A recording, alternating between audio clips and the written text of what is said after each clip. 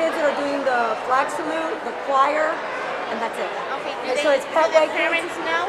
I did tell some, if we missed anybody, any kid that's doing the flag salute from Petway should come out front, and then the choir should be out front. Okay. Thank you, sweetie. Okay, thank you.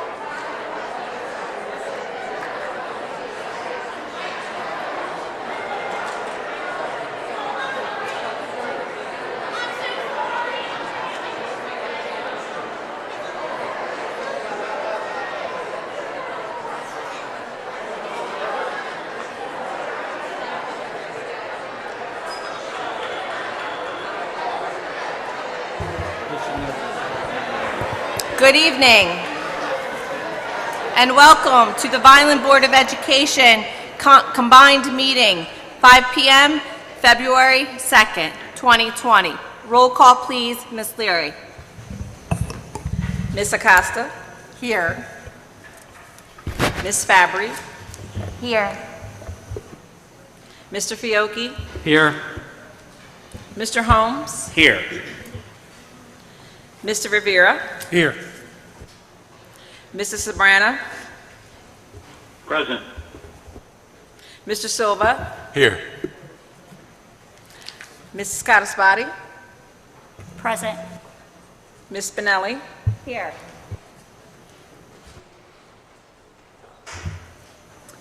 In compliance with the New Jersey Open Public Meeting Law, commonly referred to as the Sunshine Law, the Vineland Board of Education has caused notice and posting of this meeting to be sent to the following: announcing time, place, therefore, agenda, etc. The Daily Journal, S&J Today, the Press of Atlantic City, Nuestra Comunidad, Vesto Bueno, and the Clerk for the City of Vineland and the Administration of the Office of Public Bulletin. We now have our Petway Elementary students with our flag salute.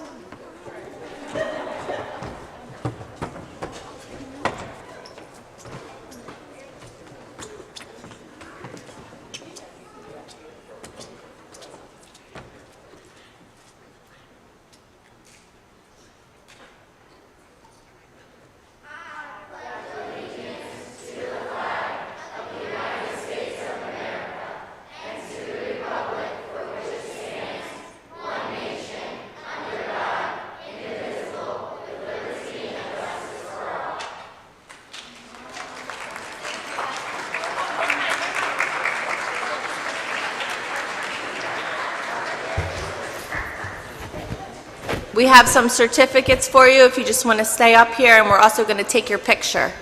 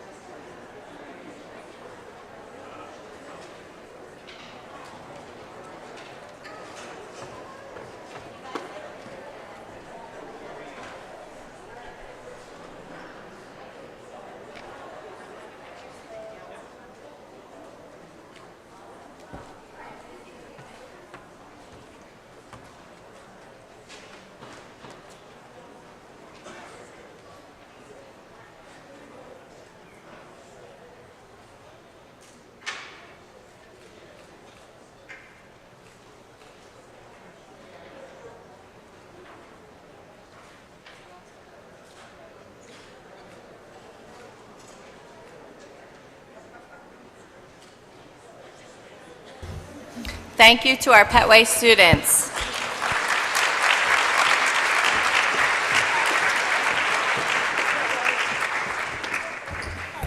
We now have a resolution for executive session.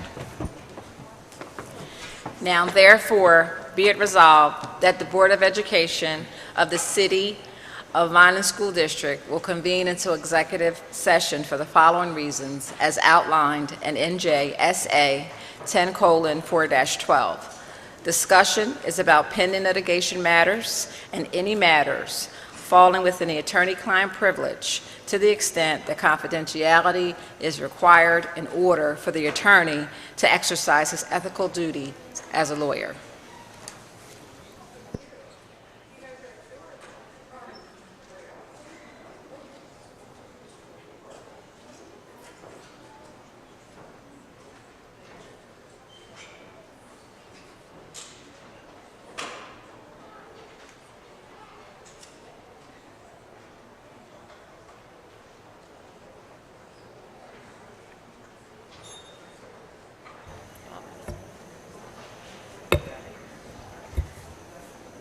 We now have some special presentations. Mr. Yano?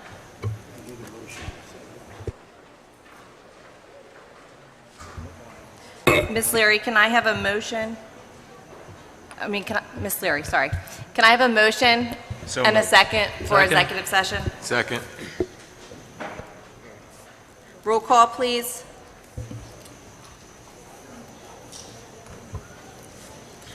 Ms. Acosta, Yes. Ms. Fabry, Yes. Mr. Fiocchi, Yes. Mr. Holmes, Yes. Mr. Rivera, Yes. Mr. Sabrana, Yes. Mr. Silva, Yes.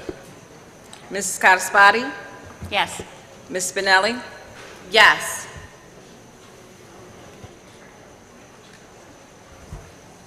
Mr. Yano, do we have any special presentations tonight? Yes, we have two special presentations. The first special presentation, we have the Violin High School Select Choir will perform a special musical medley under the direction of Miss Lori Cummins Huck, Choir Director.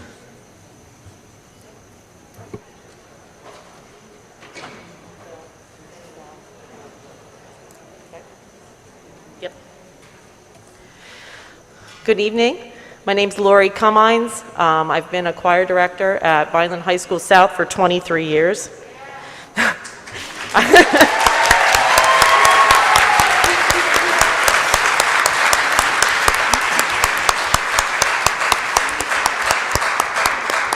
And I've had the privilege of teaching some of the teachers in the audience tonight, as well as some people on the Board of Education.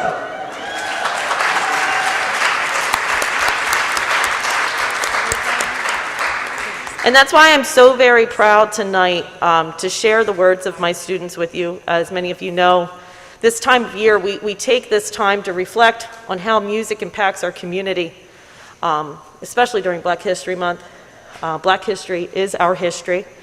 And our students had to choose a word that represented them this year as they went through the process of student-centered learning, coming up with what they wanted to learn, how they wanted to express themselves. And what became a project for one individual, each person identifying what was important to them. They came together at the end and decided they wanted to have a united voice. And unfortunately, Kayla Cleary is unable to be with us this evening. We're missing about half the choir due to what we are all going through. And I wanted to read what she wrote for the choir and what they felt was important. Listen to our youth. That is their phrase. I strongly believe that now more than ever, our generation needs to be heard. We will be the ones to change the world one day.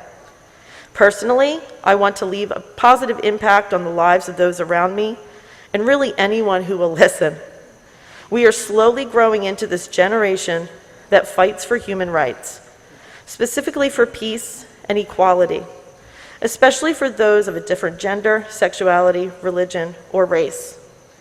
We deserve to live in a world where we feel safe, understood, loved, and accepted.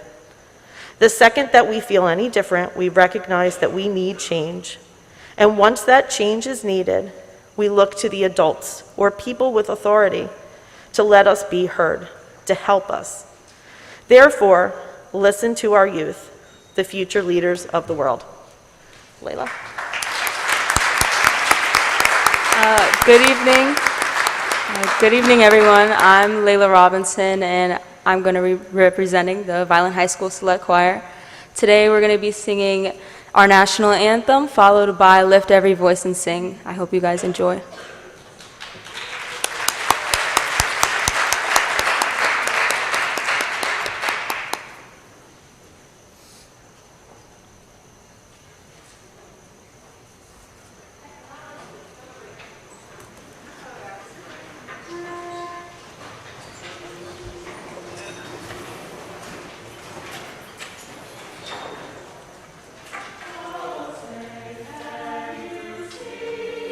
Far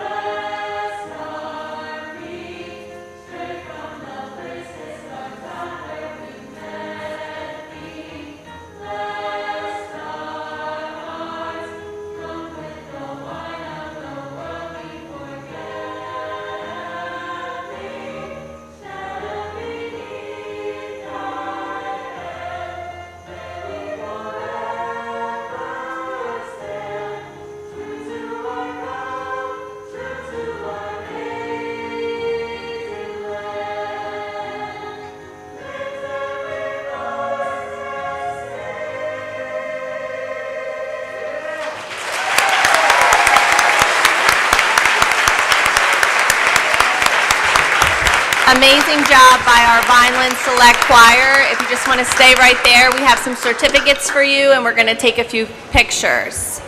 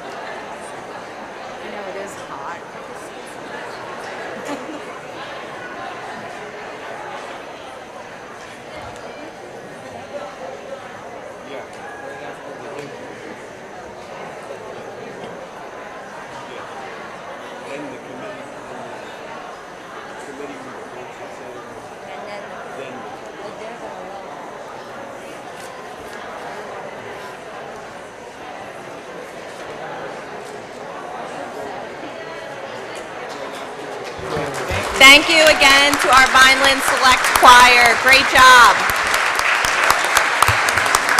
I got one.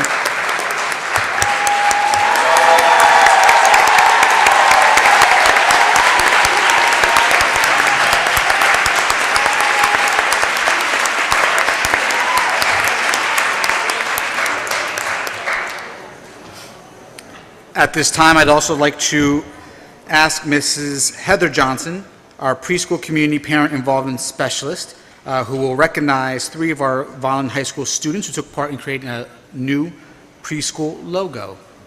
Mrs. Heather Johnson, please.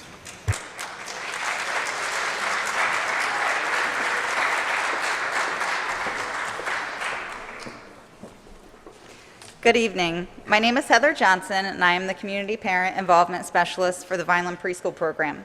Tonight, we are here to honor 3 students from the Vineland High School. Last year, discussions arose about a new preschool logo that would be inclusive of the entire preschool program. We were looking for a logo that would align with our vision to create early childhood learning experiences that prepare children for future success in school and help build a solid foundation that creates lifelong learners. Many preschoolers enter our doors, and that's their first real school experience. We want that experience to be a positive and supportive one that sticks with children as they journey through their educational career. We wanted a logo that demonstrates the journey students take from preschool through high school. Using the talents in our community, we decided to venture into this project by partnering with the Vineland High School Graphic Design Department. On February 12th of 2021, our preschool staff, Mrs. Melissa Painter, our principal, Mrs. Marisa Taramina, our assistant principal, Michelle Bacchetti, our early childhood supervisor, and Stephanie Stafiri, our social worker, along with myself, partnered with teachers from Vineland High School Graphic Design Department, Carrie Stockbridge, Mary DeMarco, Cheryl Rasmussen, and Kate Crunk. We discussed a partnership where the Vineland High School graphic design students would create a new logo for preschool. Mrs. Painter was interviewed as a client of the graphic design department student so that they would have a better understanding of what we were looking for in a new preschool logo. The new logo would represent the timeline from when students enter Vineland Public Schools as preschoolers until they graduate high school. The students then went to work designing some amazing options that reflected the preschool program. We were then presented with a portfolio of 13 options. A committee was formed and the options were narrowed down to 5 choices. This was the hardest part. A survey was created and sent to all preschool staff, both in-district and private providers, along with the Vineland Early Childhood Advisory Council members. Votes were collected and narrowed down to the designs we share with you tonight. At this time, we would like to recognize the 3 students from Vineland High School who took part in creating our new logo.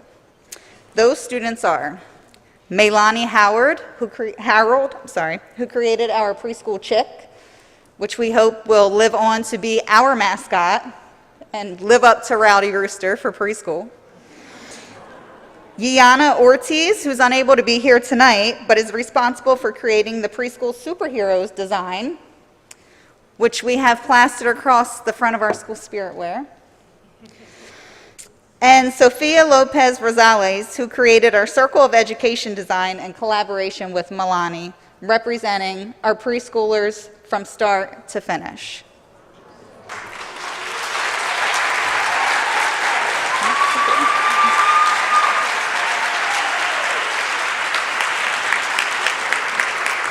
We invite those students and the graphic design teachers to come up at this time.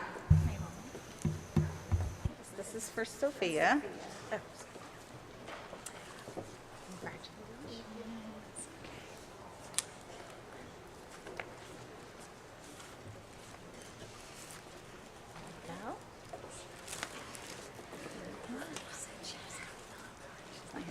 The students tonight are receiving their design on their own spirit wear that they can wear around the high school.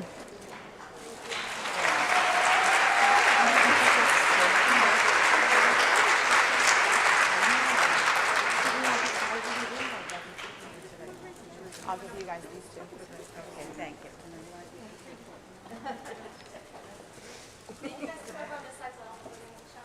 Is anybody else coming? She was supposed to come. Milani and Milani's my student this year, so I can take hers. Okay. Anybody want to take? I'll make sure it gets to her. Okay, wonderful, thank you.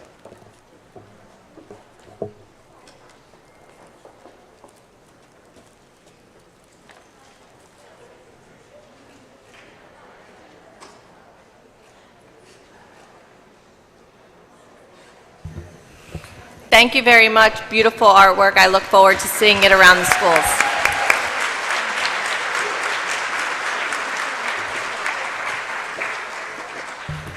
Okay, next agenda item, Mr. Yano, do we have a HIB report?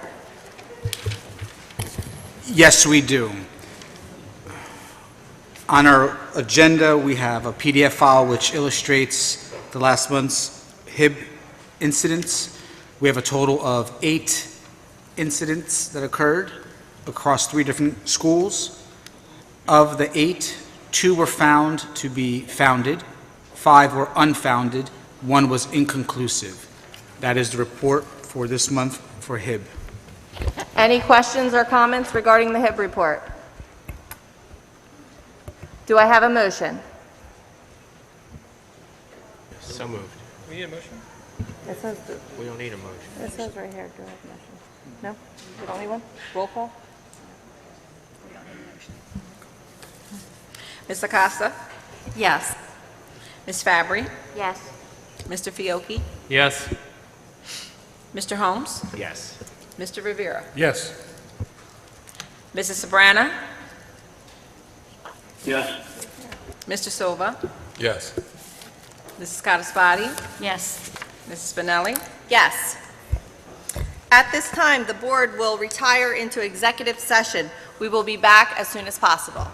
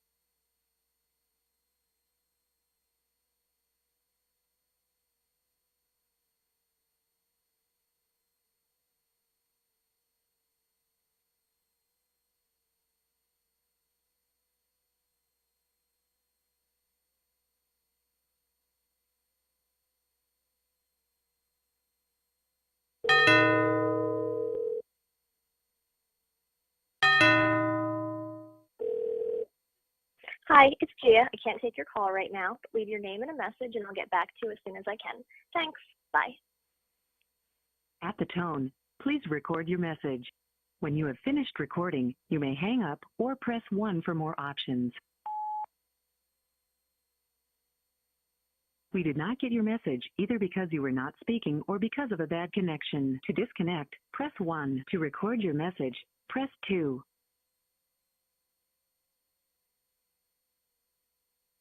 Are you still there? To disconnect, press 1. To record your message, press 2.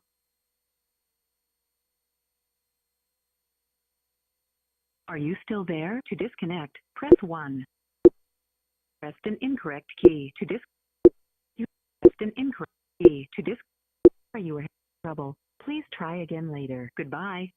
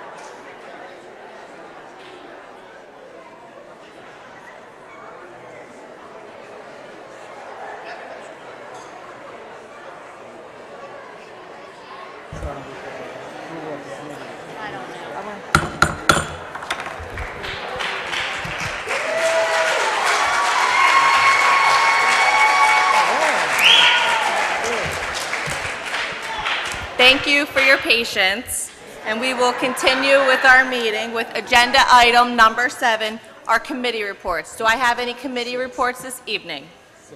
Oh, number 6, approval of the minutes. The January 5th, 2022 reorg meeting and the January 12th, 2022 combination meeting. Questions or comments? Motion? So moved. Second. Roll call, please. Ms. Acosta? Yes. Yeah. Ms. Fabry? Yes. Mr. Fiocchi? Yes. Mr. Holmes? Yes. Mr. Rivera? Yes. Mrs. Sabrana? Yes. Mr. Silva? Yes. Thank you, Ms. Leary. Sorry, Mrs. Cataspati? Yes. Ms. Spinelli? Yes. Thank you. Okay, on to committee reports this evening. Who has committee reports? Starting with Mr. Rivera. On January 27th at 4:30, the Facilities Committee met. Present were Mr. Fiocchi, Mr. Sabrana, Mr. Yano, Ms. Leary, Ms. Spinelli, Mr. Farinaccio, and myself. We discussed Mr. Farinaccio updated us on the projects, HVAC projects that are being funded through the ESSER funds. He also updated us on the capital projects that are also being funded through ESSER 1, 2, 3, and grants and capital budget. He also updated us on the lead-based water testing, that this is the third time around since the law came into effect in 2017, and the difficulty that these projects are now facing due to the rising costs of labor and materials. And that is it. Any other committee reports this evening? Ms. Acosta. On January 31st, 2022, the Board of Education Curriculum, Instruction, and Technology Committee met. Present were Mr. Yano, Assistant Superintendent Nathan Fry, John Sabrana, Alex Silva, and Megan Spinelli. Discussed were, we received construction trade updates. It's coming along very well. We also discussed the math and LAL programming implementation schedules. We discussed the Rowan College of South Jersey High School School Option Program. We discussed the T-Mobile grant. We also discussed emergency connectivity funds, the ECF survey, and we discussed the required assessments for teachers and students. Thank you. Thank you.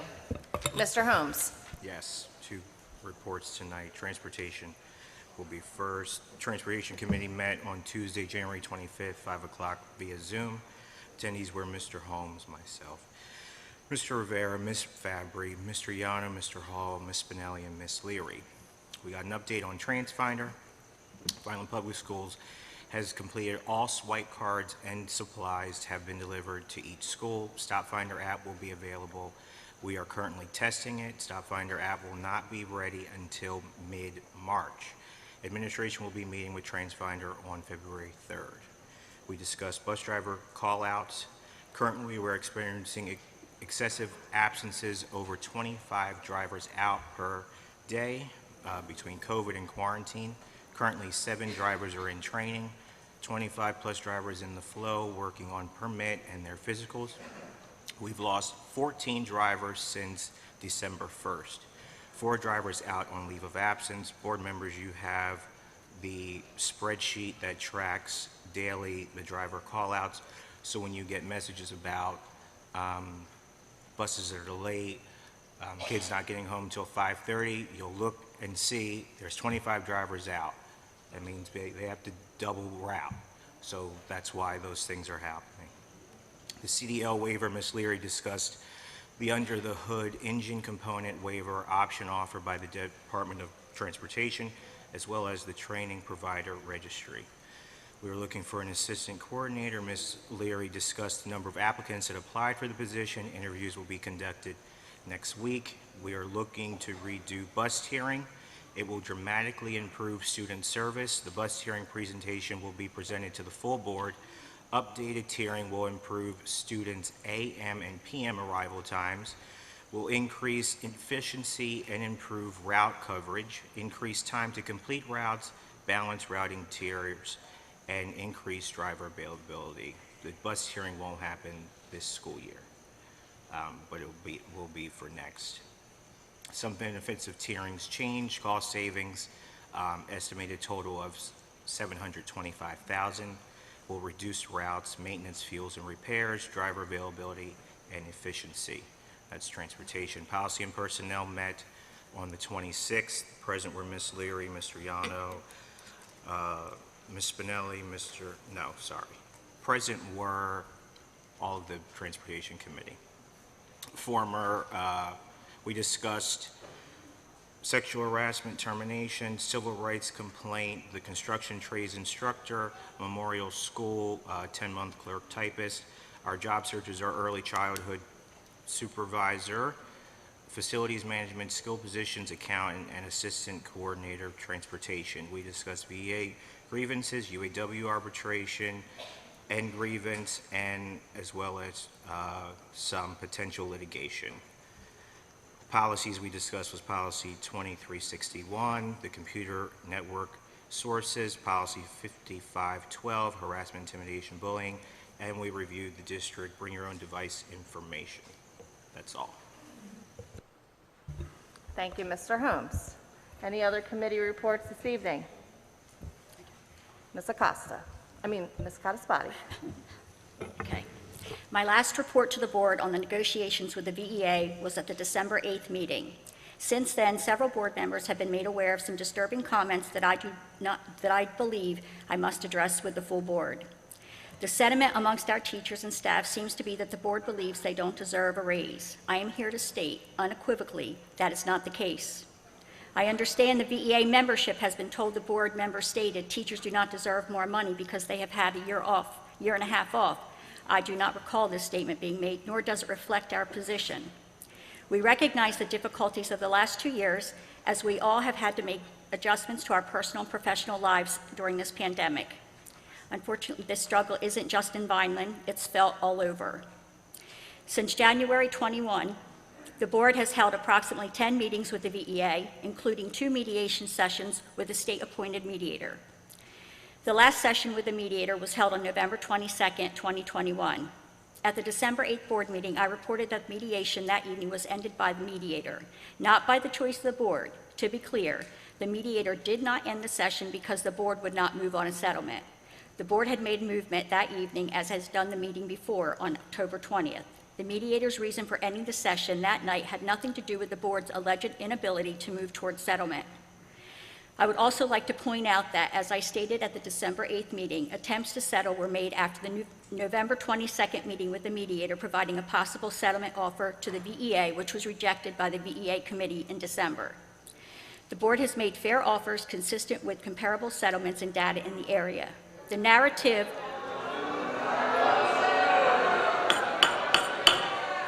that the board is offering a little or no increase or worse, that we believe that teachers and staff do not deserve an increase, is false. We have worked in good faith for over a year to provide multiple offers, all of which have been rejected. Many of us have seen negative posts by the VEA members, including one asking that members tonight come with pitchforks and torches to the meeting. These are very troubling statements from those who we entrust and educate our children. As a board, we must not only do what we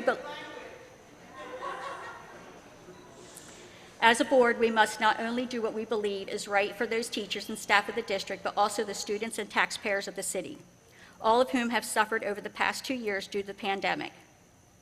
The board must balance the needs of the students who need every resource possible at this time, and the taxpayers, many of them who have suffered financially over the past 2 years and struggled day to day to pay their bills and feed their families.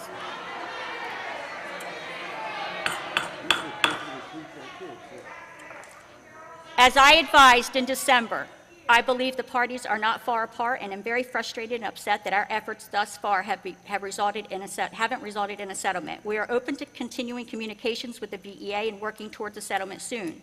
We have provided fair and comparable offers. Continuing the rhetoric and false narratives distract from the task at hand, which is to provide the best education for our students. To all of you here and at home who are teachers and staff in the district, thank you for your efforts, and we look forward to resolution soon. Thank you, Ms. Cataspati. Moving on. Public meeting report by our board solicitor. None. Thank you, Bob.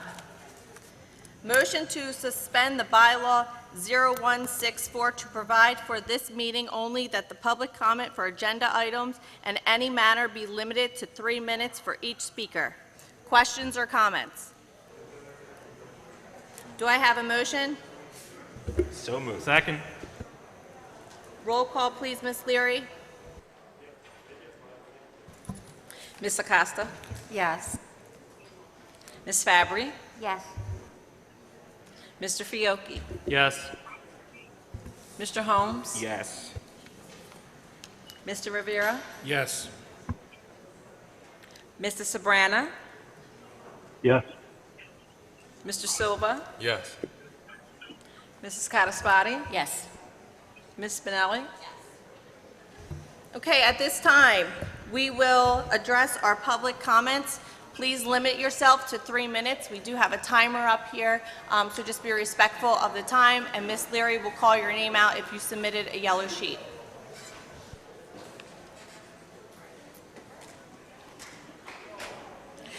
First up, we have Kimberly Delavelis. The topic's going to be Linkit and teaching during COVID.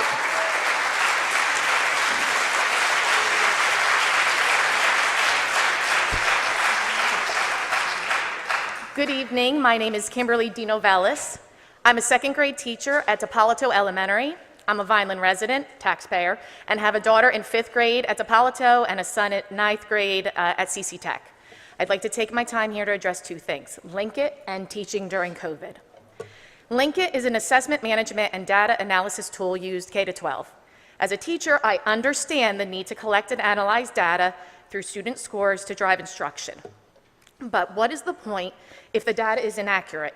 The Linkit tests that we are giving in reading and math are long, confusing, and they are not accommodating for our students with IEPs.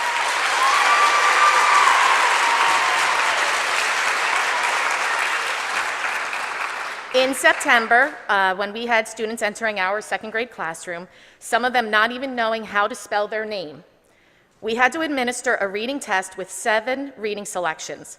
There were 27 questions to answer. Some of them were drop downs, some were fill in the blanks, some drag and drop, some multiple choice. In the first 2 selections alone, the students came across words like acid, recycled, and temperature. That might not mean a lot to you that teach the higher grades, but in 2nd grade, that's not acceptable. Linkit does have a text-to-speech option, but those kids don't choose it, no matter how much we beg. And in 2nd grade, we're teaching to be fluent readers, and you should listen to the robot that's reading in Linkit. In math, students have to read or listen to a problem, then copy the problem on scrap paper, solve the problem, then enter the answers correctly back into Linkit. It's simply too many steps for children at our level, maybe even higher. We gave a math test today on Linkit on adding double-digit numbers, which actually the majority of our class can successfully do. We're very proud of them. Some of them can even go up to 4 add-ins. This is a big deal. But 55% of our class failed, with scores starting in the low 20s. Tomorrow, we will give the same assessment on paper, and guess what will happen? More students will be successful, and the scores will be more accurate.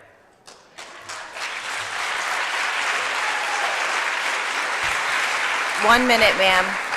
Again, I agree that data should be collected and analyzed, but if the data is not accurate, what's the point? While Lincoln is something that I don't think is working well, let's shift our focus to something that is, the staff at our schools.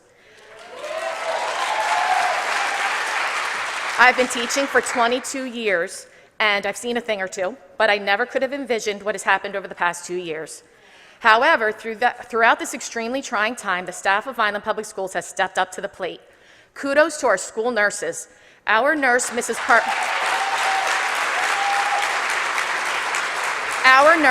Carmina Lepresti, is nothing short of a superhero, able to care for students and staff with a smile. Inhalers, COVID questions, bumps, bruises, upset bellies, all while covering a full quarantine room, and she's got it. Kudos to our kindergarten, first, and second grade teachers who implemented not one, but 2 new programs, Foundations and Social Studies, while teaching kids who have never had a normal school year. But we're making it work. We always do. Speaking of those new programs, kudos to the second grade teachers who had to figure out how to fill in. I hate to cut you off, but can you finish up? I will. I have a couple more points. They've had to fill in a lot of gaps in Foundations because it's a program that relies on kindergarten, then kindergarten and first, then kindergarten first and second. It says review from first grade. There was no first grade. Kudos to the teachers who have figured out how to maximize class space while keeping desks 3 feet apart or 6 feet apart, or it's okay if it's under 14 minutes, while there's a push for small groups in all content areas. Kudos to the staff that's been pulled from their regular classes to cover for classes without subs. My teen teacher never knew that she was qualified to teach Spanish, but she figured it out. Kudos to the staff members that stay after school to help look after the students whose buses have not arrived on time, sometimes till 5 o'clock, while they should be cooking dinner for their children. Kudos to the teachers who pull double duty as in-class teachers and virtual teachers, figuring that out. I have one more point. I'll even skip that one, and I'll go to the end. At our house, we sometimes watch a little TV during dinner, but we play a game called Vertellis, which is a card game where they ask in-depth questions trying to get meaningful conversations between parents and children. The other night, the question was, what is something you regret from your childhood? Without hesitation, my 11-year-old daughter said, growing up during COVID. I feel for her and all the other children that are trying to navigate this, but I know it's our job as a teacher to get them through this successfully. But we need your help, we need to be heard, we need you to understand how hard we've worked and that we're doing the best we can for this and for so many reasons. We deserve a fair contract now.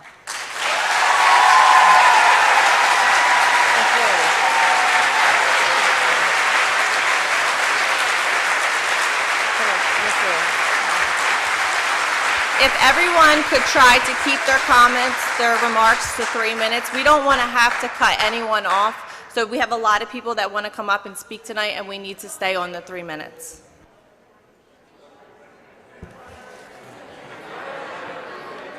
Next up, we have Christine O'Brien from the Delago School. The topic will be pandemic and preschool. Good evening, everyone. My name is Christine O'Brien, and I am a Vineland public preschool teacher. I have proudly served the children and the families of the Vineland community for 21 years. I am here to talk to you tonight about the impact this pandemic has made on the littlest learners of our district. People might think that children in this age group, 3 to 5-year-olds, are unaffected by the pandemic. They were just babies or young toddlers when the pandemic first occurred. This year, I am seeing more physical aggression, tantrums, and the inability to verbally communicate. It has been studied that during the pandemic, learning loss has affected 3 to 5-year-olds more than any other age group. This is because learning takes place naturally in a physical preschool building. Children learn skills like problem solving, staying on task, and self-regulation. These are skills that are not taught through a computer. This year, I was filled with hope. We would return to school 5 full days a week. This came to an abrupt halt for my class in mid-October When we had to go into quarantine for 10 days, my whole class shut down. No problem. We pivot to virtual learning. We all adjust. Then again, a few weeks later, in mid-November, my class must close again, and we must return to another 10 days of virtual learning. I would like to mention, in preschool, these two disruptions do not include other children who have had to do a 10 or 20-day quarantine because of getting COVID or COVID exposure. Okay, so I just said learning takes place naturally in a preschool setting, but yet all these disruptions have taken place.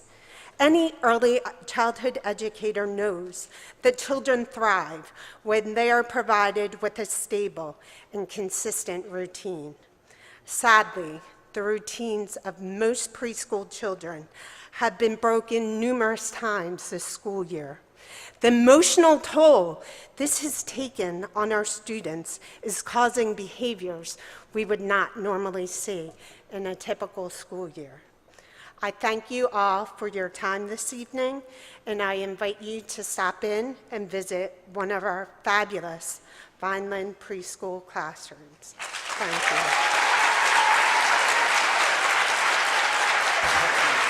Thank you, ma'am.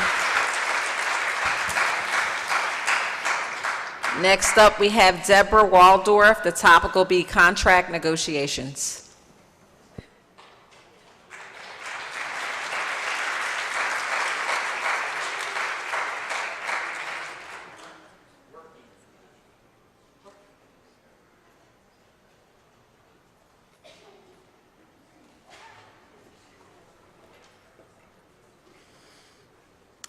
Good evening.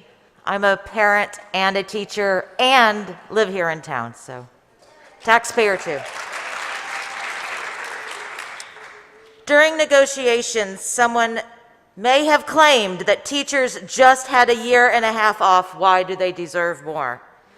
Anyone that has the audacity to make such an uneducated statement has never been a teacher. Teaching online takes twice as much prep time. Writing the lesson plan on Genesis, finding materials shareable online through a video conference, creating materials from scratch when others don't exist, teaching students how to use the platform, site, or program as we are using it, transferring grades from Google Classroom to Genesis, over-planning for when meticulously curated materials and sites just suddenly don't work, managing numerous levels of student readiness to advance in a lesson or project due to inconsistent attendance. We taught ourselves and our colleagues a completely new way of teaching and learning, all on our own time and dime. And did the same with our students, often meeting with them after hours online to work out technical and academic issues. And the hybrid teaching, we learned to fly the plane while building it in the air. Managing students in the classroom and those online at the same time is an added challenge. If we are not physically in the room with a student, we are not responsible for what they do or don't do. The likelihood that those online students are having issue-free internet connections, very low. And let us not forget the guilt we put on ourselves for not being able to clone ourselves to teach a physical classroom and students in an online environment. And while we keep that plane in the air, we worry about catching COVID or infecting our loved ones. Our classrooms don't have enough space to properly distance, and the students aren't wearing their masks properly anyway. Not requiring students to attend the online classes during statewide quarantine, passing everyone for the year, pressuring us to give students 50% credit with no work to show for it.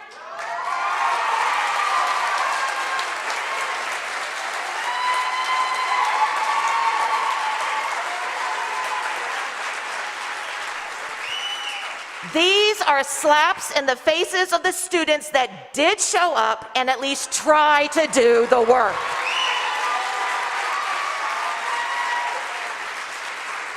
All this doesn't sound like a year and a half off. These contract negotiations reveal a cold truth.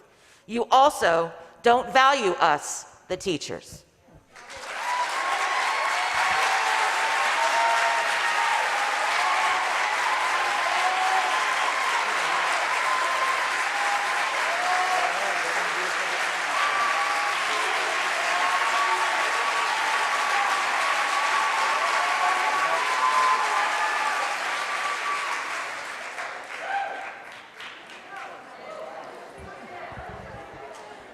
Next up, we have Monica Fuller.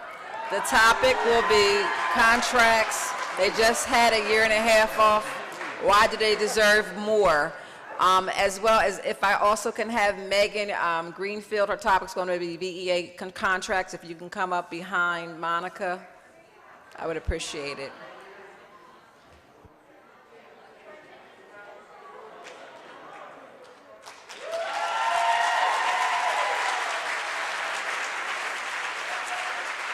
I know that's right. Let me put this right up here.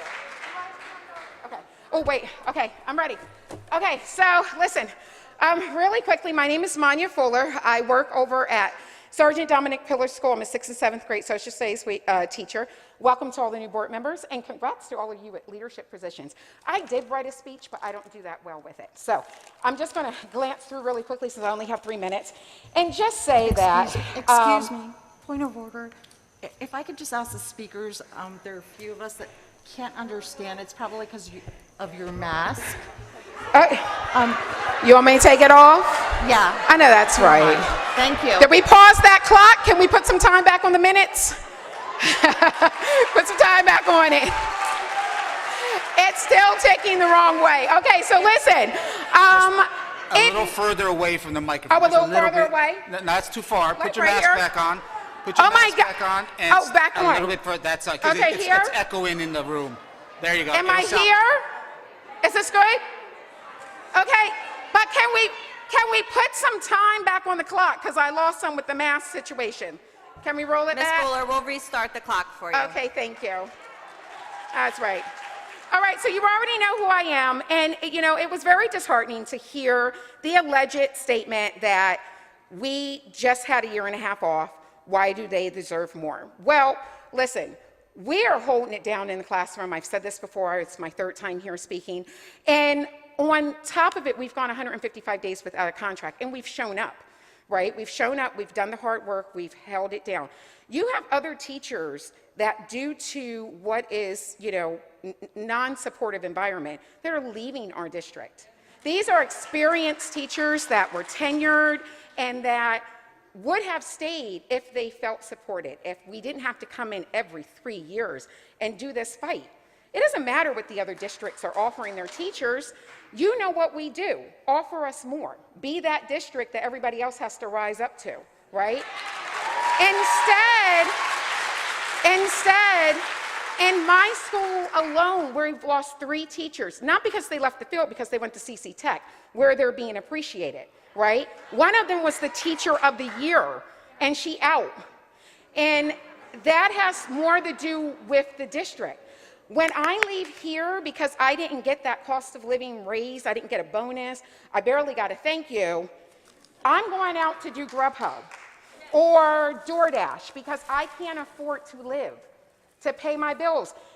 And you guys are, you know, you were able to give raises to certain people in district, but not to us. It's just not okay. And it's not okay to say that you didn't get into teaching for the money. That is true, but I did get into a profession. Like, I don't want to be a hero. I want to be a professional. That's what I went to school for. Heroes don't get paid, and they don't have contracts. I don't want to be anything but a professional. I want to be paid for my work. I do an awesome job. I will pat myself on the back. You can talk to any of my students. They mostly love my class. I've invited you guys to come out to C208 at Pilla. I've yet to have anybody step foot in my class. We deserve more. We don't want to hear, the thank yous. We don't want to hear what other districts are offering. You know what we do. And we've already had to close down the district twice, for staffing shortage. Did you think to ask why you have a staffing shortage? The teachers that are leaving because they're unhappy. You're not giving what we want. They love the kids. They don't like this begging. I spent $768 last year on filling the gaps of what my curriculum did not have. And I didn't complain. That was out of my pocket. So if that statement was said, they've already had a year and a half off, why do they deserve more? Because we did more. We did so much more that admin, central admin, we made them look amazing enough to get their raise. We deserve ours.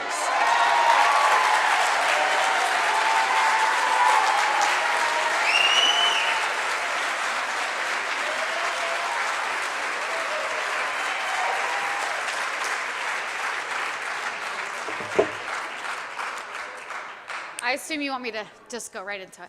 Hi, I'm Megan Greenfield. I'm speaking on behalf of another teacher, and they weren't able to be here due to COVID-related issues, so I'm speaking on their behalf. This came from them. In third grade, I knew that my lifelong dream was to become a teacher. I wanted to spend each day in a room full of kids, teaching them new skills and watching them grow as individuals. It took me a long time to finally reach my goal after attending college for many years, while working full-time and raising a family. To me, it was always worth the struggle and the countless sleepless nights. Unfortunately, nothing could prepare me for what teaching really entailed. As teachers, we not only prepare and deliver engaging lessons, we are counselors, we are behavior specialists, we are role models. We are even delivery drivers for students who needed school supplies during the pandemic. I want you to know that I buy classroom supplies with my own money every single week. I even buy my own copy paper, and that's legit. We don't have any more copy paper in our building.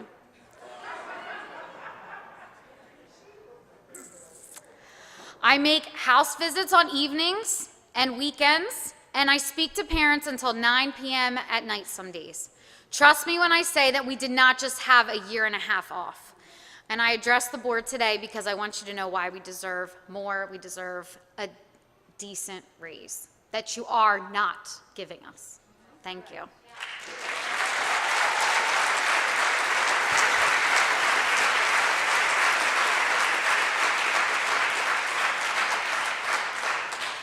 Next up, we have Carrie Ann Haley. The topic will be VEA. If I can also have Pamela English come up behind her. Her topic's going to be contracts. Hello, everyone. My name is Carrie Ann Haley. I have been a teacher in our district since 2011. I want to start off by explaining how I became an educator in Vineland. I'm a Millville girl. I have to admit, I still bleed orange and blue, much to the dismay of my peers on Team Jersey Day. They don't call it the longest surviving rivalry for nothing. When I was offered my position at Vineland, I also had the chance to teach in my hometown. I had a decision to make, and one I did not take lightly. What eventually swayed my opinion was the overwhelming sense of pride the interviewing teachers and administration had for their school and district. When they found out I was a Millville girl, they immediately said, "It's not your fault. You just don't know what you're missing. We'll change that." Something about these individuals was refreshing and honest. They were happy. They were proud. They were a family. It was as if Vineland School District was a bright flaming candle that grew stronger with each moment those school doors opened. You could see all of this throughout the hallways with pictures of past teachers displayed, the student versus teacher incentives, the variety of clubs and activities taking place, and so much more. Accomplishment celebrations were numerous. It is simply amazing what a community can do when everyone feels respected, appreciated, and valued. Teachers went above and beyond because they truly enjoyed being a part of something greater than themselves. Flash forward a decade. There are less opportunities for teachers to make those solid connections with students and each other. Clubs, activities, and field trips are not as prevalent. Instead of being a club advisor, a teacher might have to be forced to take a part-time job to make ends meet. Instead of staying after for activities, a teacher might have to leave to pick up their child from school because they cannot afford aftercare. Instead of hands-on field trips, a teacher might be forced to resort to a virtual tour. This has led to many vested teachers to make the hard decision to accept other opportunities in other districts. I myself have been approached for these other opportunities. I am sure we can all agree that these past few years have been destructive to all involved. We have all had to find ways to adapt and overcome. We are all tired. We're all overwhelmed. The happiness and pride that was a bright, beautiful flame that pulled me into this district in the first place is slowly fading. What happens if this flame goes out completely? Has it gone out for you? Do you know what a flame needs to survive? Oxygen. If you let it breathe, it will not only grow in intensity, but in strength. One flame can light 1,000 more. I stand up here today to remind you that our flame has not yet been snuffed out. It is very weak, it is fragile, but there is still hope. We all need to work together, members of the board, administration, educators, paras, parents, students, and the rest of the community. I'm asking you to be the candle that passes the light along. Make the best decision in regards to our contract for not only our teachers, but our community. I implore you to give me a reason to be proud of our district again.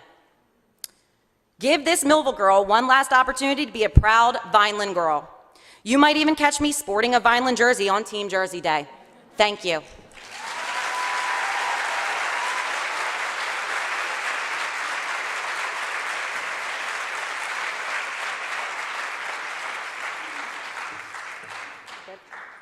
Good evening, board members. Thank you for the opportunity to speak. My name is Pamela English, and I've been a middle school teacher for 20 years now. It's crazy to think that. I'm a proud product of the Vineland Public Schools, K to 12, and I was so excited when I started working here. I'm coming to you today with concerns about our non-existent VEA contract. I allegedly heard recently that some people in this country think we haven't worked in the last year and a half. Wait, some people in the state? No, some people in the city. No, maybe some people in this room actually allegedly think that we did not work in the last year and a half and that we don't deserve more.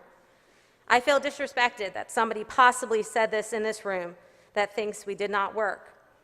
I tried to find out if any of the board members were teachers. I went to the Vineland.org website, and on there, all I found was their email addresses and a slideshow of their headshots of them all. For the record, I don't live in Vineland, so I didn't get like the ballots and see what everybody does and everything. For the record, when we had legal attendance days, we in fact worked harder than ever. We lost sleep wondering if our students were okay. Yes, the students had half days, but us teachers used the afternoons and even some evenings to reach out to those that didn't show up for class, those that were missing work. We met in small groups with students that couldn't log on in the morning because they were at a grandparent's house that didn't have internet or missed class due to a parent's work schedule and so much more. We also learned how to navigate the virtual world of teaching without training.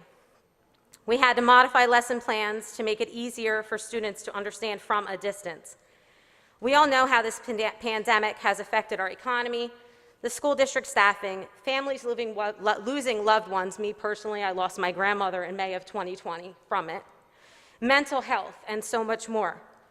I feel guilty if I have to take a day off because I know a coworker will probably get pulled to cover my classes. We are short teachers every day. We are short teachers every day. And every day for about a month, we received the phone call about the bus driver shortage. I wonder if our community really knows what's happening in our schools. Where are the phone calls that notify parents that there are teacher shortages daily? Special education teachers being pulled almost daily to cover classes and leaving their 504 or IEP students without their services. We are dealing with student behaviors that never existed before. Disrespect from them when we have to constantly remind them to wear their masks properly, or dress code issues. We go live for quarantining students, which doesn't sound as easy as you might think it is. You log into the Meet, then unlock the Meet code for your students, then click the present to present it on the TV in the room, then share the presentation in the Google Meet. Many times getting kicked off in the middle of your lesson only to have to restart the whole process again. We are stressed out. with the amount of work that we have in making everything virtual, chasing students who don't show up virtually for work, trying our best to give the best education to our students. We are not feeling respected by a board that doesn't think we deserve any raise. Our country makes some not smart decisions daily, but they did decide Social Security on disability or elderly got a 5.9% increase in the cost of living in their checks every month. I've heard about hundreds of districts across the country honoring and respecting their staff with $1,000 bonuses or decent raises or both. Why can't our board agree that we are worth it? We are still working and we need a decent raise. Thank you.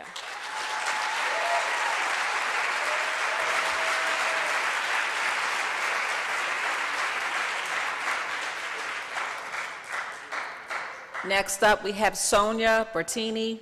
The topic will be teachers' contracts. If I can also have Carol Pennington come up to the mic behind her. Her topic will be teachers' contract as well. Good evening. I want to make sure you see me, and I want to make sure I see you. I am Sonia Bertini, bilingual ESL special education teacher at Violin High School, proud member of the NJEA for the last 25 years, even prouder member of the VEA for the last 11. I am a member of both Violin High School's ASP and IRS committee, and a member of the district's equity committee. I sit on the executive board of New Jersey TESOL, New Jersey BE, as a member of the advocacy committee, and I have been appointed to the bilingual advisory committee for the state of New Jersey for 2 terms. I've been honored by the Violin Board of Education in the past for my work as a bilingual teacher. My career as an educator spans more than 4 decades, as I started teaching in Madrid, Spain 42 years ago.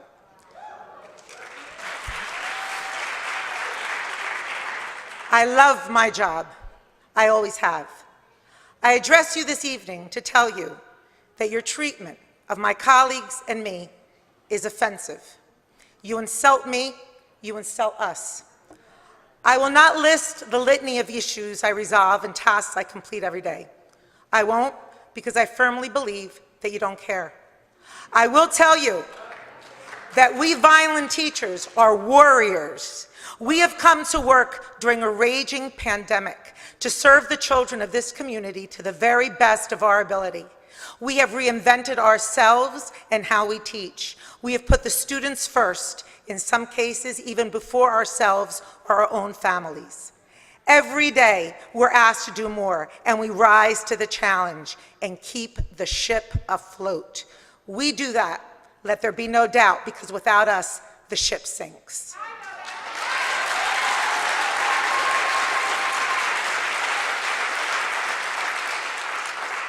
You would think that our employers would recognize what we do, be deeply grateful, and compensate us fairly, because that's all we're asking for, a fair compensation. Instead, you've been proven to be unwilling to do just that. This saddens me, and it angers me too. I honestly don't know how we all keep on going in this environment, how the energy is not sapped from our jugular, how we keep on smiling, planning, assessing, researching, counseling, consoling, teaching virtually, teaching in person, teaching hybrid, every single day, giving, when we are treated with such contempt and disrespect. I am grateful beyond measure for the wonderful career I've had. I cannot imagine spending my life not in the company of young people. Thankfully, my love for them, for this community, because I am a violin girl, my colleagues, and for what I do, continues to trump your disregard for me and for us. But I caution you to please not take it for granted. Thank you.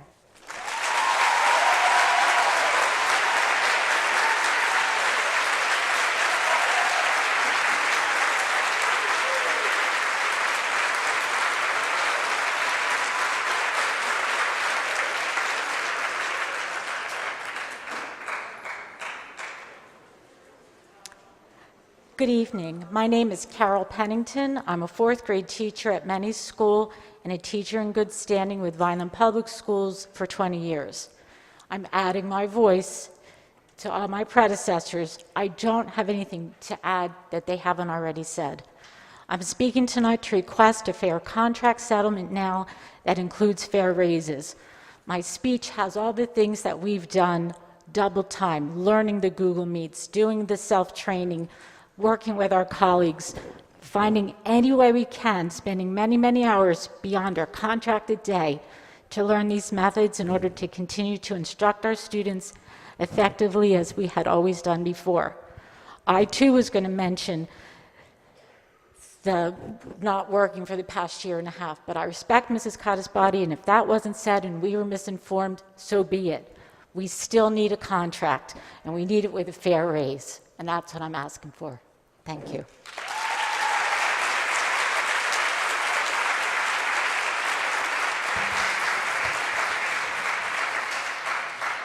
Next up, we have Laura Spinelli. The topic will be teachers' contracts. If I could also have Tyra Myerson. Her topic will be contract workloads. If you can come up behind her. Thank you. Hello, and thank you for the opportunity to address this meeting. My name is Laura Spinelli, and I am a resident of Vineland, a taxpayer, the mother of 4 Vineland public school students. I'm a business owner, and I work with children in our community as a basketball coach and Sunday school director. I am here tonight in support of our teachers, counselors, school secretaries, and nurses. My points that I will make come from direct experience over the past 10 years, as each of my children has started and progressed through 4 different schools. They have experienced successes, failures, good days, bad days, a pandemic-induced virtual school year, and many other changes. What has remained the same, whether on Zoom or in person, is the caring and professionalism of their teachers, school secretaries, counselors, and nurses. These same individuals have met the students where they are and provided them with tools necessary to grow and improve, have shown them the value of perseverance through uncertainty, and leaned into their craft and experience and provided solid, thorough instruction. Through all these challenges, impressing upon our children that they are valued and cared about. The job description of our professionals is long, and more is expected each year, with less provided to facilitate reaching expectations. Budgets are tight, and teachers struggle to maintain needed supplies in their classrooms, often purchasing them at their own cost. Yet these professionals, they continue to push and refuse to fall short and fail their students. I am concerned that this model is impermanent unless we, as a community, provide support to our teachers and show them that they are also valued and cared about. These same teachers, school secretaries, counselors, and nurses are the heart of our students' educational experience. Their professionalism has a direct correlation to the outcome of the students entrusted to their care. Eventually, these students will become adults who will function within that outcome as members of society and our community. I implore you, as members of our school board, to negotiate purposefully and intentionally, keeping our children and our community in the forefront of your minds. I beseech you to act as a representative of a community that values and respects our teachers, school secretaries, counselors, and nurses, and to remember that the investment in our teachers, school secretaries, counselors, and nurses is also an investment in the future of our children and our community. Thank you, and thank you, teachers.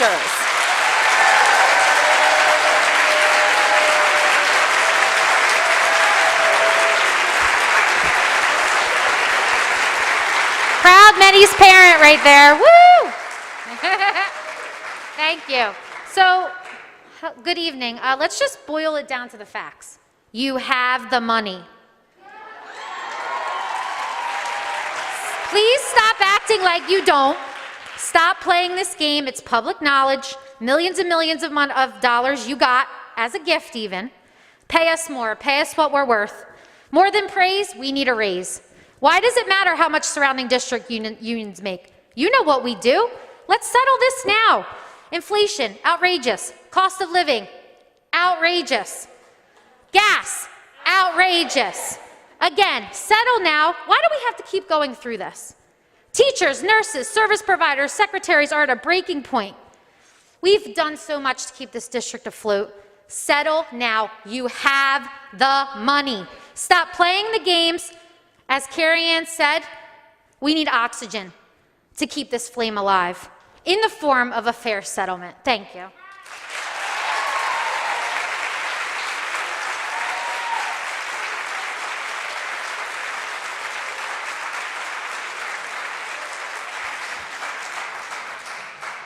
Next up, we have Jennifer Belvitt.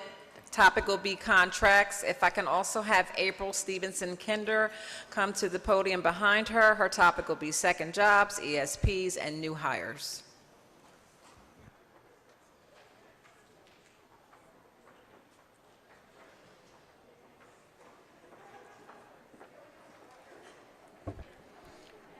Good evening, everybody. I'm a Vineland High School teacher for 22 years. I am a parent of a 6th grader at Memorial School and a 2017 graduate of Vineland High School, and I live in town.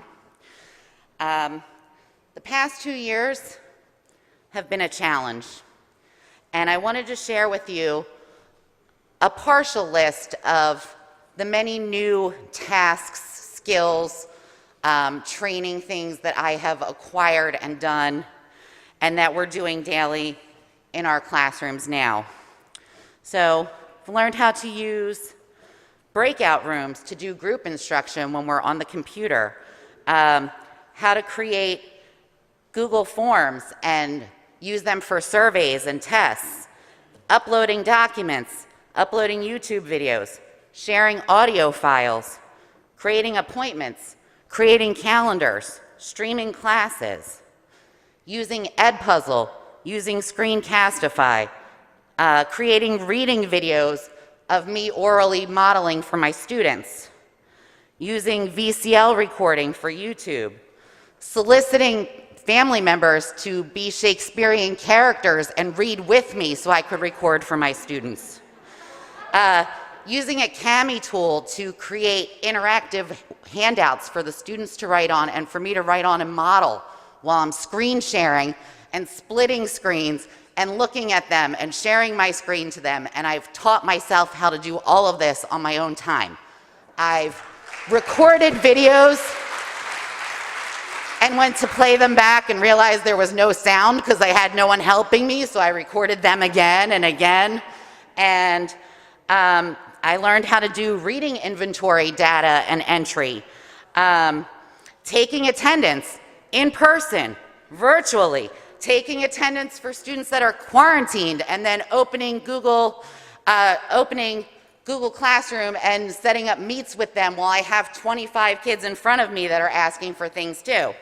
Also, opening Genesis, opening the screen on the TV, opening the laptop for kids to log out to go to the bathroom, and standing in the hall and making sure everybody's where they're supposed to be because there's not enough security guards in the hallway.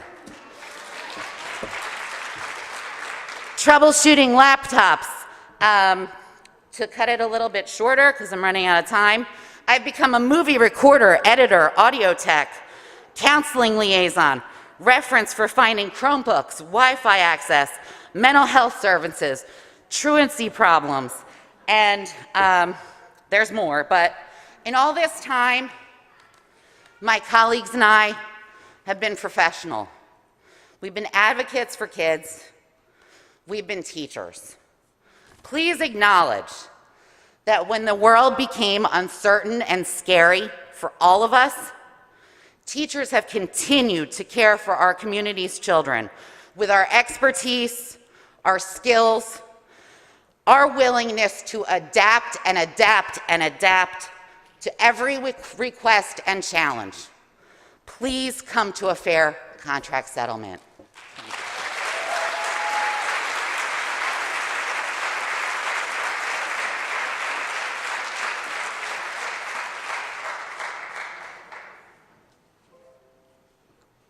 Hello, my name is April Stevenson Kender, and I am a very proud Vineland High School biology teacher. I can't tell you how happy that made me the first time I could say that to my parents and to the people that I considered to be my relatives and friends. I was hired in 2005 to do this job, and I remember saying to my cousins who graduated from Vineland, my mother who graduated from Vineland, my 11 aunts and uncles who graduated from Vineland, that I was a Vineland teacher, and they were so proud of me. Now, I'm not sure if I'm proud of me. I have kids who are dealing with secondhand trauma. I have kids who need a second teacher inside the room that is accredited and can teach special ed. I need to make sure that they're taken care of. And to do that, I have been working as much as I can. But I wasn't alone. I want to say thank you to the school nurses who were there when the kids had problems, no matter what it was. It could have been physical, but most of the time it wasn't. It was just in their minds, but they needed somebody to talk to. I am so thankful to the counselors who were there so that they could take kids without appointments, dropped everything so they could speak to a student that was in crisis. I want to say thank you to the secretaries. Not only do they help the people who come in and the administrators and the teachers, but they are also there to say something nice, even if it's "how are you doing," to every student that walks inside of that office. I want to say thank you to the guidance counselors. So when I say I don't know what I can do to help these kids pass, because no, giving them a 50 is not really passing, but them actually learning the material is passing. And I wanted to say thank you to the CST, our child study team, who have constantly worked, who have found a way to make an IEP when they could not even meet with the parents, but they could get them on the phone, and they had 2 or 3 of the different screens trying to make sure that these kids had what they need. Those are the people I want to thank you, because I'm telling you, I'm dealing with secondhand trauma. Because I have kids who can't sleep at night. I have kids who come in and they need to vent and they need to talk to me. I'm dealing with sleeplessness myself. I'm dealing with making sure and guilt because I can't get to everybody in a 50-minute period when I have 23 kids who all need my time. I am tired, but I know I'm going to go on because I'm going to do it again tomorrow. I'm going to set my alarm. I'm going to get up and I'm going to put a smile on my face and I'm going to help the child that asks me who needs help, and I'm going to teach every single one of them. I am also here because there are teachers out here who have to work a second job. I just had a teacher who told me I can't come tonight because I would not have food on my table if I did not go to my second job. We shouldn't have to have people like this. We have enough money. We have the resources.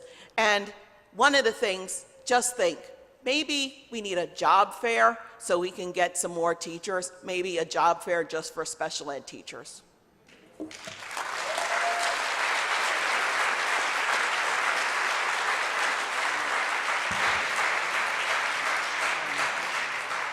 Next up, we have Leslie Stable. The topic will be fair contracts. And if I can also have Anita Protazanazi, her topic will be kindergarten assessments.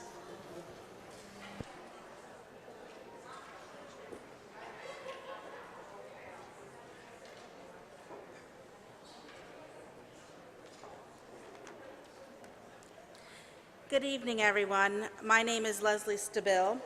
I've been a teacher in Vineland for 19 years, 20 years total teaching. I am a special ed teacher at Sergeant Dominic Pillar School. I am here on behalf of my colleague who was unable to make it tonight, and she had written something she asked me to read for her. Hello, my name is Jenny Denny. I've been teaching for the Vineland District for over 13 years and currently teaching 7th grade language arts at Pillar.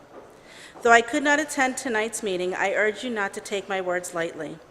Teaching is my profession and has been my passion for many years. Teaching has changed, though. It is nothing like it used to be. The pressures of teaching during pandemic times, combined with a lack of support and respect, have left teachers feeling defeated and burned out. This is unacceptable and a cause for real concern. There's a mass exodus of teachers throughout the district due to lack of support, compensation, and appreciation. Pilla School alone lost 4 teachers in a span of 2 years to higher-paying districts. Violin will continue to lose teachers if there's no change in our circumstances. Our generation of students need teachers who genuinely want to be at their jobs. I used to be excited to come to school each day and know I'm making a difference. Unfortunately, that feeling is diminishing. Many of my colleagues feel the same. I believe it's possible to get that passion back again, but not without your support and a true understanding of what teachers do on a daily basis. When we were told to teach virtually, we rose to the challenge and found new ways to make teaching possible in a pandemic. We spent countless hours on Google Meets and Zooms, tirelessly reaching out to students and parents, teaching ourselves new programs, and the list goes on. Meanwhile, we had our own worries and families to take care of. Speaking of families, I am a mother of 2 young children and had to find a way to teach as well as take care of my daughters. There are not enough words to describe the hardships that many teachers had to face during this difficult time. So please do not discredit this time with the notion that we had a break. Then hybrid learning began, and once again teachers met this new idea with grace, proficiency, and professionalism. We continue to teach hybrid and try to meet the needs of students who have fluctuating attendance. We continue to teach hybrid and try to meet the needs of students who need our help on a daily basis. Meanwhile, teachers are being asked to cover classes multiple times a week, which results in the inability to support their own students' needs. There is no consistency, but here we are trying to make it work. Our workload has doubled, not only because of the pandemic, but other additional requirements put in place. This is the world we are asked to teach in now. Think about it. Has your salary changed over the past 3 years to reflect an increase in tasks and the cost of living? Taxes, fuel, groceries, construction materials, and etc. have all increased due to supply and demand. All that we ask is to be heard, seen, and fairly compensated for a career that is changing with the times. When is enough enough? When will someone who has the chance to make a change for the better step up and make that change? Aren't we all working toward the same goal of providing our students with an exceptional educational experience that will prepare them for their future? It's time to change the narrative.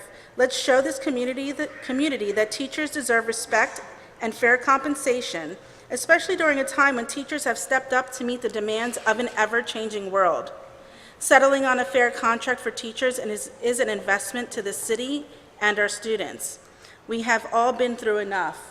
The time to settle is now. Thank you for your time.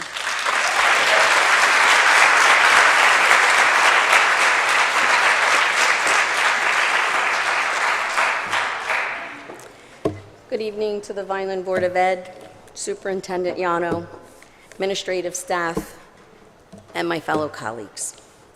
I'm happy to be speaking to everyone tonight. I just want to tell you about a recent experience in my kindergarten class.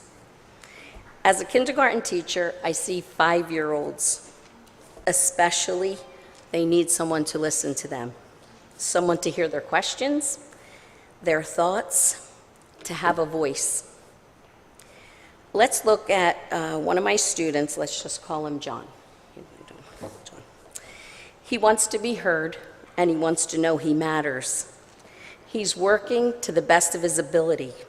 His language arts skills are average, maybe less than average, like half of the students in my class that fall in that category.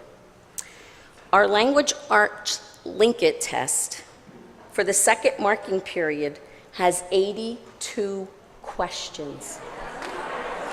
And even though 52 of those questions are just asking what letter this is, they first have to push the blue box to hear the question, Then they have to pick out of a possible 4 answers and then hit the arrow to get to the next question.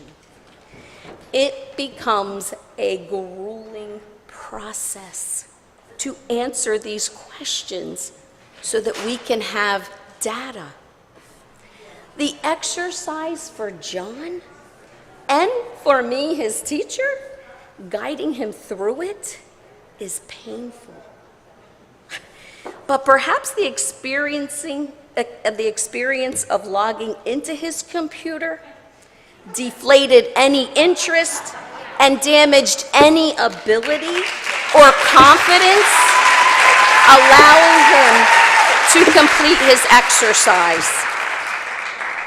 To log onto his computer, especially since they changed the sign-in, John has to, which usually I have to end up doing it for all 19 of my students, no matter what skill they possess, to sign in with his email, which includes 7-digit ID number, first initial of his first name, his last name, the shift button for at vineland.org. And then, that's not it, because then he has to put his password in. His password, which is also articulated, is the first 3 letters of his last name, and then his ID number.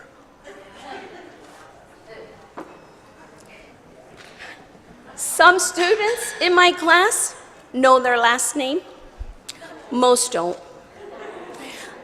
I mean, they call their mom, mom, they call their dad, dad, they call themselves by their names.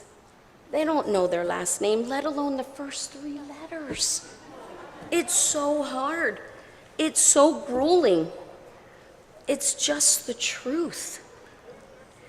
John is just one of the many who labor to get logged on to the Linkit test. This is just a glimpse into Vineland School District experience for the teacher and young students.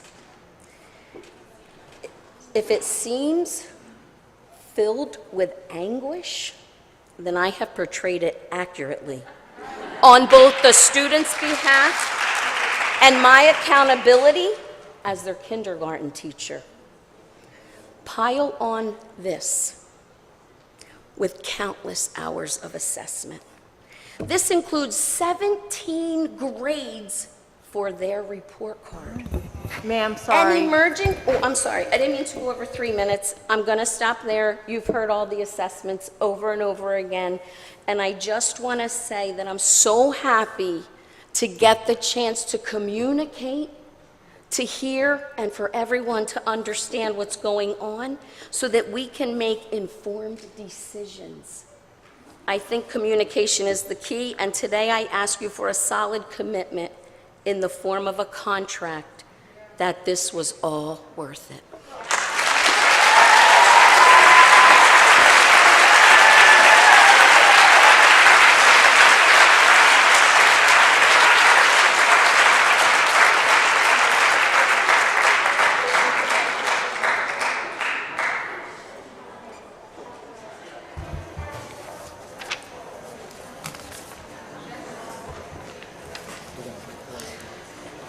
Okay, that concludes our public comment session. Moving along to motions and resolutions.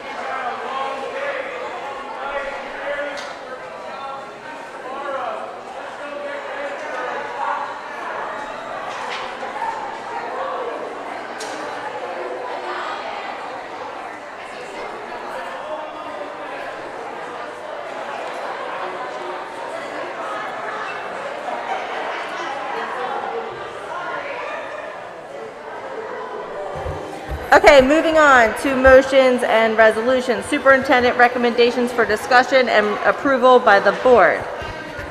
Consent agenda number 1. Thank you. Requesting discussion regarding personnel item 1.1. Any questions or comments?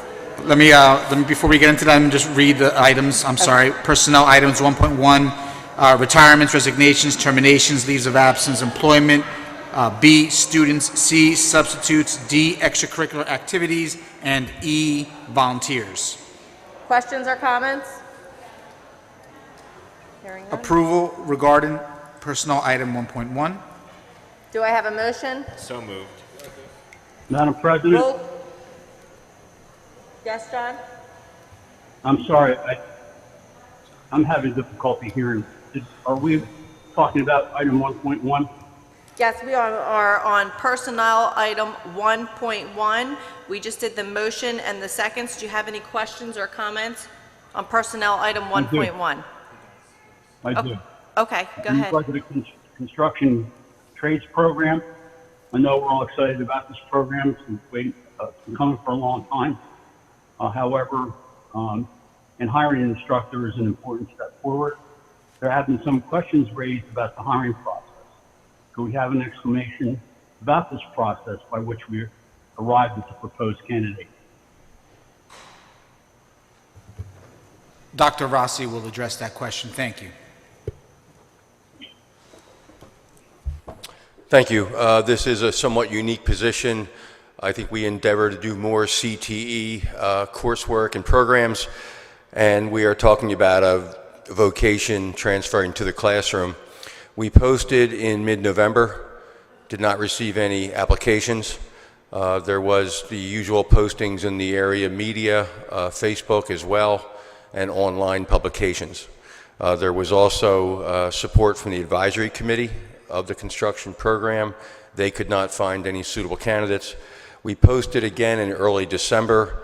My colleague, Dr. Sneathen, actually beat the bushes in terms of the trades, and we discovered an applicant to our position from Delsea Regional High School who is in the position right now.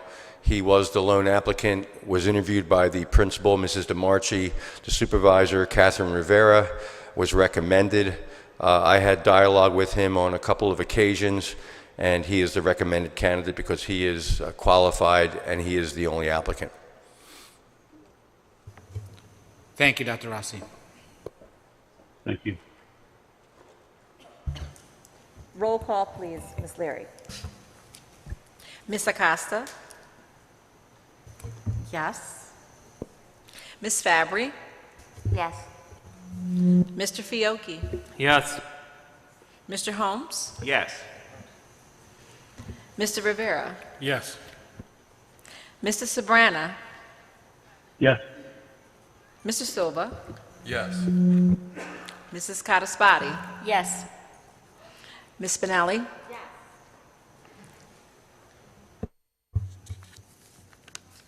Requesting discussion regarding procedures and operations, item 2.1, approval of trips as noted on our agenda.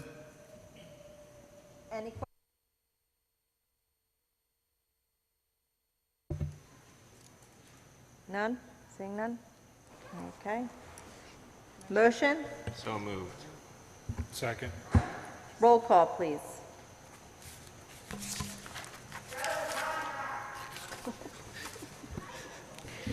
Ms. Acosta? Yes. Ms. Fabry? Yes. Mr. Fiocchi? Yes. Mr. Holmes? Yes. Mr. Rivera? Yes.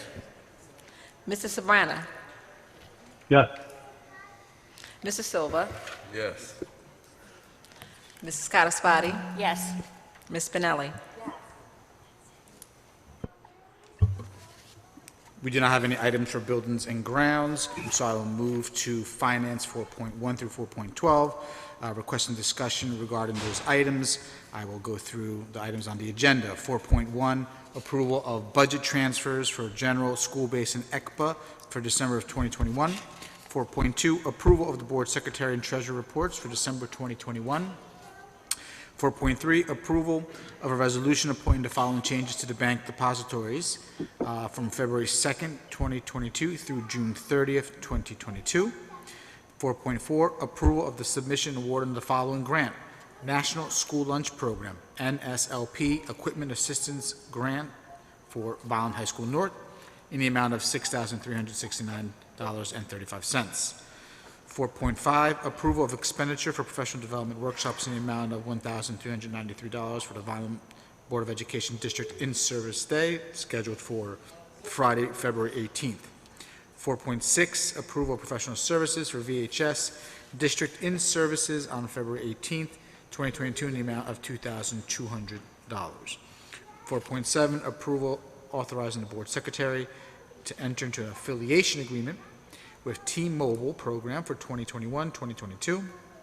4.8, approval of the tuition contract between the VBOE, Sendon, and Greenwich Township Board of Education, the receiving district, for one student in the amount of $3,719.61 for the school year September 1st, 2021 to October 28th, 2021 as well. 4.9, approval of the McKinney-Vento tuition contract between Vineland Board of Education and Ventnor Board of Education for one student in the amount of $20,883 from December 8th to June 30th of 2022. 4.10, approval of the McKinney-Vento tuition contract between VBOE and Ventnor for another student, as noted here, for $21,899, December 8th through June 30th, 2022. 4.11 is another McKinney-Vento tuition contract with the Camden Board of Education for one student in the amount of $21,903 from November 17th to June 30th, 2022. And finally, 4.12, approval of the following Cumberland County Regional Cooperative Transportation Initiatives, A, B, and C. A, 2021-2022, bid number 8. B, 2021-2022, quoted contracts. C, 2021-2022, addenda. Questions or comments? Seeing none, Requesting approval regarding finance items 4.1 through 4.12. do I have a motion? So moved. Roll call, please. Ms. Acosta? Yes. Ms. Fabry? Yes. Mr. Fiocchi? Yes. Mr. Holmes? Yes. Mr. Rivera? Yes. Mrs. Sabrana? Yes. Mr. Silva? Yes. Mrs. Cottasbody? Yes. Ms. Spinelli? Yes. Regular agenda items this evening, we have none. Moving on, proposed items for review or discussion or adoption by board members, discussion and approval of the second reading of the following bylaws. Bylaw 0167, public participation in board meetings. Bylaw 0164, conduct of the board meeting. Any questions or comments? Motion? So moved. Second. Roll call, please. Ms. Acosta? Yes. Ms. Fabry? Yes. Mr. Fiocchi? Yes. Mr. Holmes? Yes. Mr. Rivera? Yes. Mr. Sabrana? Yes. Mr. Silva? Yes. Mrs. Cottasbody? Yes.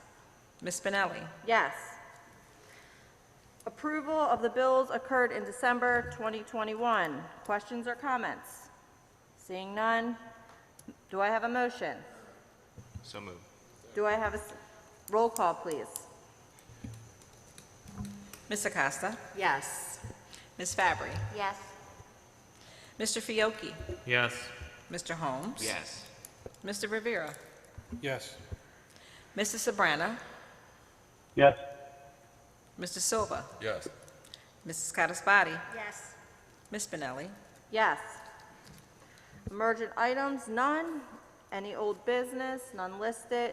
New business, any board members have any new business? Moving on to board member remarks. We will start with Mr. Rivera.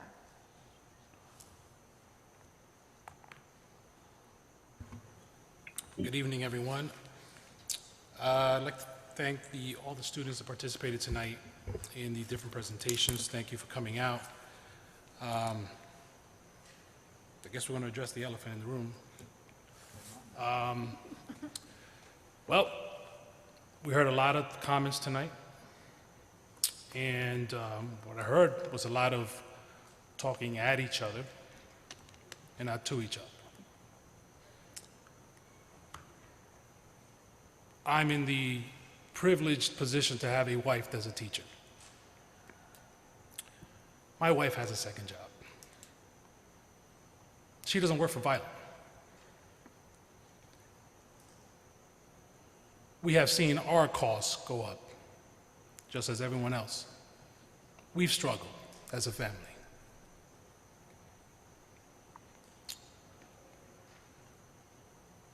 Some of the comments tonight bordered on personal.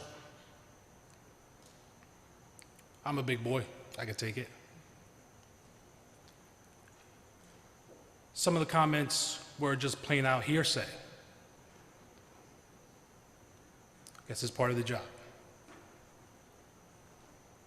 But we have to get to the point where perhaps get the lawyers out of the way, get the mediators out of the way, and just have people talk to each other instead of through other people. Because it seems like the message and the communication is being distorted. So my hope is that just like those people, those individuals that came and spoke, invite us to come to their classrooms to see what they do, I expect the same in return. Get to know us. Get to know me. I'm going to speak for myself. Get to know me before you fling out insults or assumptions at members of this board without even knowing who they are. My hope is that we get this done. My hope is that we can both sides can come to an agreement that we're both happy with. But until we start talking to each other and not at each other, that's not going to happen. Thank you. Thank you, Mr. Rivera. Mr. Silva? No comment at this time. Mr. Sobrana? Yes. I apologize. I wanted to make a comment in regard to our retirees before. I want to congratulate all of them, 11 employees with a combined service of 198 years. That's nearly 2 centuries. 2 of them have more than 30 years of service, and 4 more have at least 20 years in our schools. We'll miss all of you, but we wish you well in the next chapter of our lives. And you are appreciated. Also, thank you to our flag saluter from Petway tonight, and to Lori Kamines-Huck and the select choir for another wonderful performance.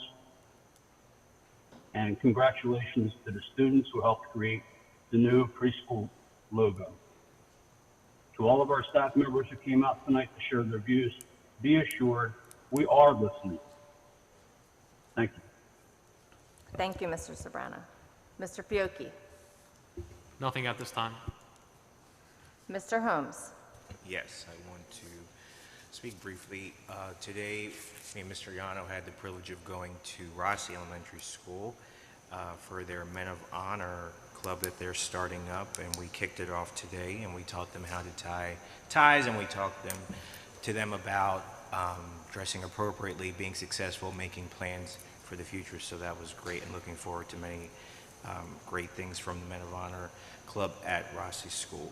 In regards to the teachers and those that spoke tonight, for me it was kind of hard not to clap, and I caught myself one time because these are my teachers that have molded me to be who I am today and why I'm sitting up here today. And a lot of them were in the audience, and a lot of them spoke tonight. I wrote down every teacher, every school that they're at, so that I can visit their classrooms if I haven't already before the end of this month. We hear you, and I'm going to challenge our committee to settle this as soon as possible. Thank you. Thank you, Mr. Holmes. Ms. Acosta. I will just I would also like to thank our Petway Elementary safeties that came and did the flag salute, as well as our wonderful select choir. I was very moved by their performance tonight. I thought that was wonderful. And certainly seeing our youngsters and our students here always almost gives me the chills, because the truth of the matter is that they are our future, and to see them here and to know that we play a part, a small part in hopefully shaping the policies that will eventually guide them into becoming the future of tomorrow is certainly a humbling honor. Tonight, I have to say that it was, I always believe that people should come and speak their minds, and so for everyone that came out tonight, thank you. I appreciate all of your comments. I too, as Mr. Rivera indicated, some of the comments that were made, and I'm not going to dive into specifics, but I can assure you that there is false information regarding comments that were made by board members. I am completely not aware of those comments being true. So I would hope that in the spirit of cooperation, negotiation, transparency, that the correct information is being disseminated. I would love nothing more than to provide the entire Vineland School District, especially our teachers, secretaries, our nurses, our heroes. They deserve to have a contract that is ratified, but it really has to, there has to be a spirit of negotiation and cooperation. It's a two-way street. So I look forward to continuing the dialogue and hopefully coming up with a fair and equitable contract that meets everyone's needs and also shows the caring and respect that I know I as a person and I know my fellow board members have for all our teachers and staff. So I thank you very much, and I look forward to hopefully continuing along this journey and hoping that we can join together and in the future we can open the lines of communication so as not to have all this misinformation floating around. Thank you.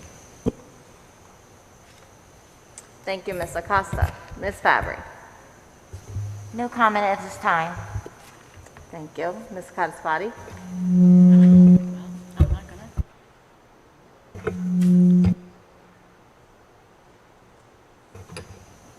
There we go. We're good. I'd like to thank all the Petway students who came out tonight to do the flag salute, our select choir, as usual. Their singing is so beautiful. I can listen to them all the time. The students who collaborated for the preschool logo, that was an exciting turn of events. I was really excited to see that. To everyone who came out tonight, I want to thank you. Everybody's listening. We might not always agree with each other. We might always have some different opinions, but ultimately we need to work together to come to a mutually agreeable decision. I concur with what Mr. Rivera said, what Ms. Acosta said. We just need to work together. Thank you. Thank you. Mr. Yano. Thank you for remembering me at this meeting and allowing me a few moments of your time. I have some positive news I'd like to share. I want to congratulate Justin Roig, who was crowned Mr. Vineland 2022 at the 28th annual competition at Vineland High School. If you noticed, Justin was actually the cameraman this evening as he was recording the events. He plays an exceptional trumpet and just an exceptional student. We celebrate him and his academic awards and celebrate his next steps as he prepares for the future.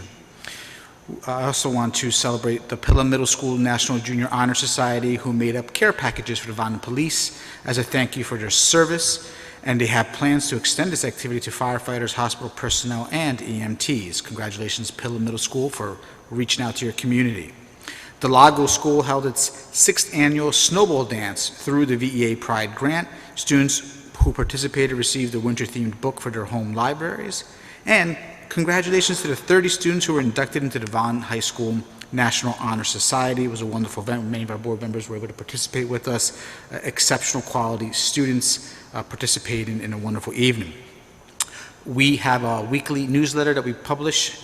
It is now posted on our website under the Community tab, produced by our own Gia, our superstars. So please make sure you look at the Community tab and review our community school district updates. Again, our Violin High School Select Choir, who started us off this evening, beautiful voices, beautiful message, exceptional quality to their performance. It was beautiful to hear. One thing I'd like to point out, whenever we have an event where multiple teachers come to the podium and they speak, you can always expect our board members to listen and then reflect on what was said.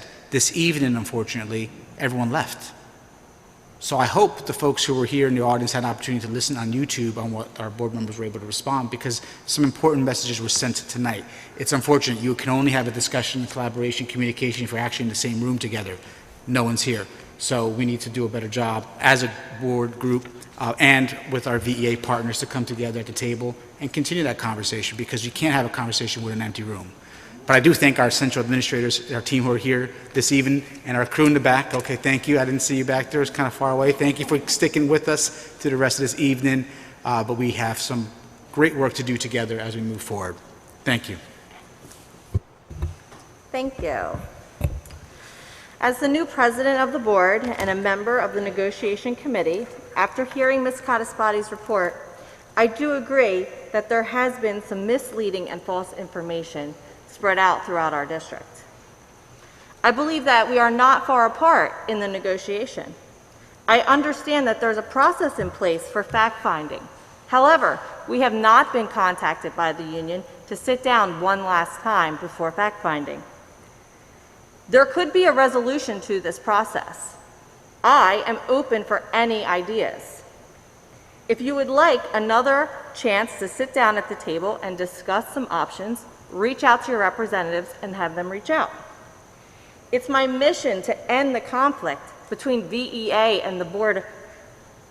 I would like to strengthen the communication between us, work together, become friends, and see what works for both sides. Thank you.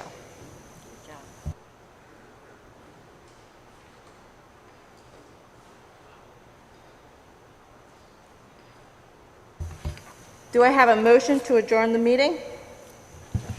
Second? Second? Second. All in favor? Aye. Any opposed? Yeah.